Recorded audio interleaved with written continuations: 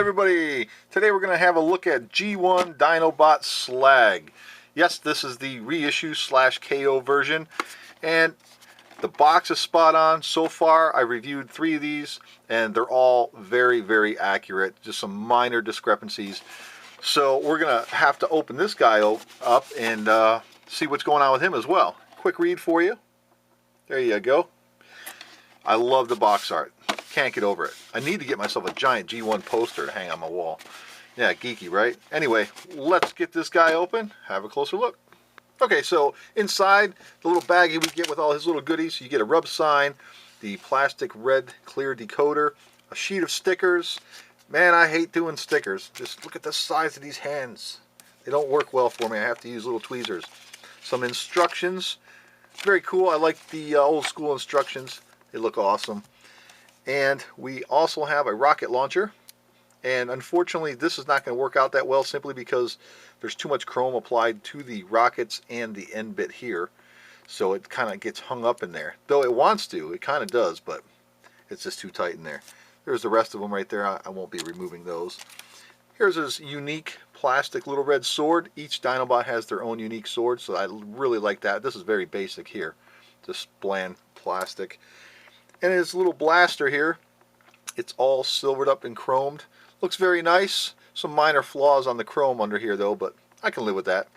And then of course he is on this cardboard here under his plastic bubble, so which is standard, I suppose. Okay, here he is all stickered up. I took the time, put all the little stickers. There wasn't really a whole lot of stickers to put on him, which is a good thing for me because I really don't like putting stickers on.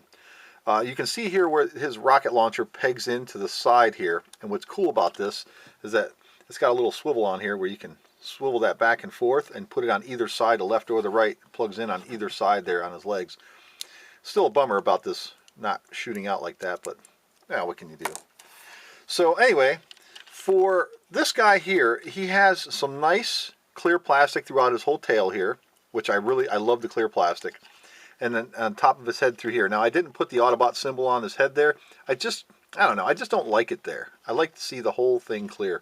And underneath here, his mouth does open and whatnot. And for articulation, his legs do spin up and down. They're on small ratchet in there, so they will stay in place, kind of. You can see that. So, and then on the back here, on his hind legs here, it does move up and down at the feet. And the whole thing is the same idea as the front here. It's a little ratchet that's in there. Nice and tight. I like that. And that's it. That's all there is going on with this guy. Oh, and then his horns can move from side to side. They do spin there, so you can kind of place them however you see fit. But that's it. That's all that's going on with this guy. To transform him, what I like to do first is I like to pop these panels here up on either side. Basically just pop these up, raise these up, get them out of the way, just like this. Now there is some slight molding issue here that I discovered with this thing, so you just kind of have to manually pull the plastic panel up out of the way. And this one rubs a little bit, so it is a little off, but that's okay. And then come back here and kind of wiggle this loose, the tail off, and then you can pull these to the side just like this. And inside here there's little hip joints, so you can kind of wiggle these. Mine's very tight, but once you get it to the point where it's spread apart under here, right here on the hips, you can kind of just start spinning this here. But you do one, what I've realized, you got to do one just like this, because then you have the tail in the way here. So what you want to do is just kind of work that around, and then bring the other one down, and it should slide right down past that tail. And there you go. Not a big fan of that tail there. And then just come up here and make sure that the hips are completely spread apart, just like that. Fit the legs in, and there you go.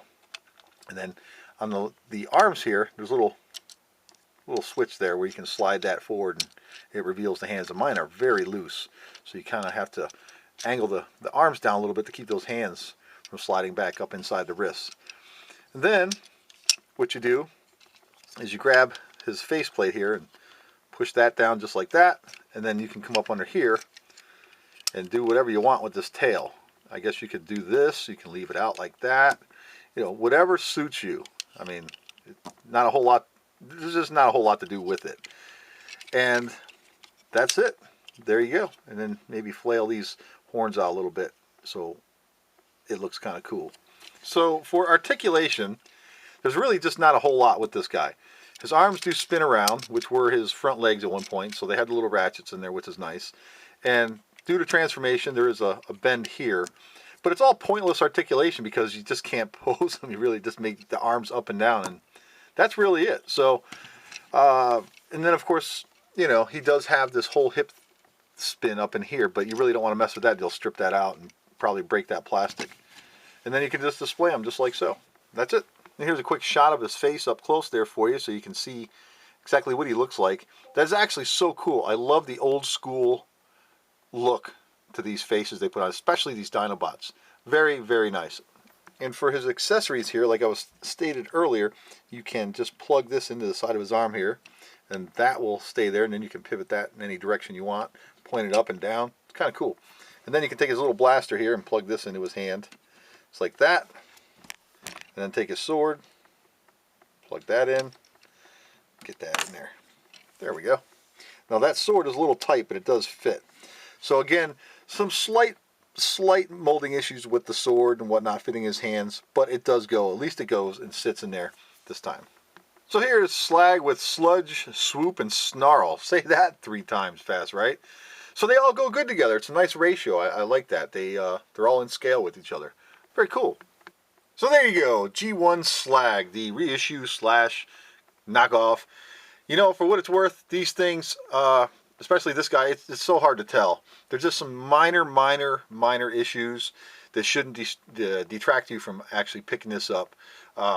There's so much metal in there. Everything's just so accurate to the G1 first release. So it's a win. It's a win. Thanks for watching, everybody. I do appreciate it. Take it easy. We'll see you next time.